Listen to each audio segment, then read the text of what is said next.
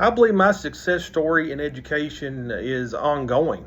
I've been in education for 26 years. I started in 1998. First year wasn't a very good teacher, and I've continued to progress.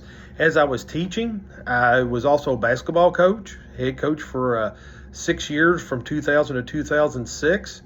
Wasn't very successful in the win-loss column, but we're a very small Class A school at that time, probably only 60 boys in high school. So we were able to advance to the region twice. The first time we did that was the first time in 9 years that the school had done that. So we did see some success from there. As I stepped away from the coaching and continued in my teaching career, one of the things that I started to pick up on was that I controlled way too much. And as I started giving up some of that control and giving the students freedoms, I started to see my students succeed more. And by doing that, they not only succeeded in my classroom, but they succeeded in other areas. One of the things I'm proud of, my last 6 years of teaching middle school social studies, I had only 4 students who were novice in the last 6 years. And again, I think that success comes back to giving up some of that control.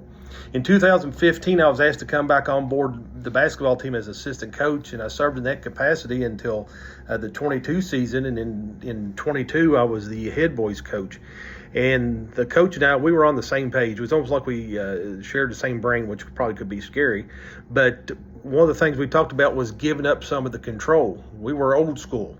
We gave up the control and let the kids experiment more with some stuff. We let them try different things. They came to us with suggestions. The first 6 years, I wouldn't even listen to my players on suggestions. It was my way or the highway. We started listening to the guys.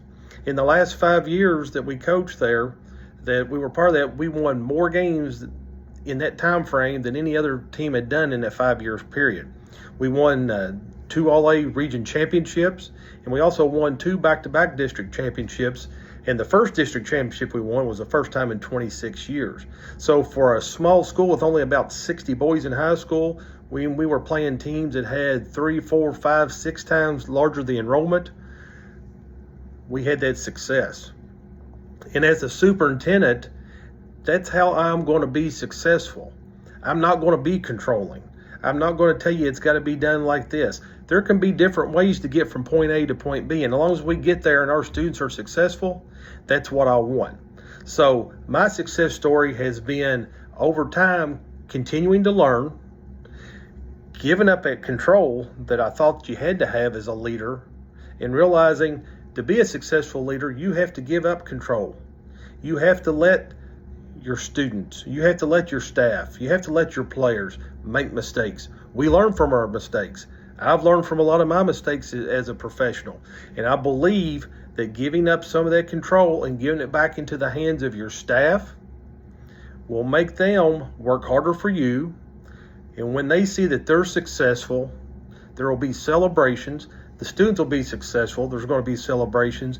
And when we're all successful, there's going to be celebrations. So as a superintendent for your school district, I will make everybody successful by letting everybody work together to make sure that we all have the common goal, and that is the students, who we will make sure that they have the best education available and give them the best experiences possible.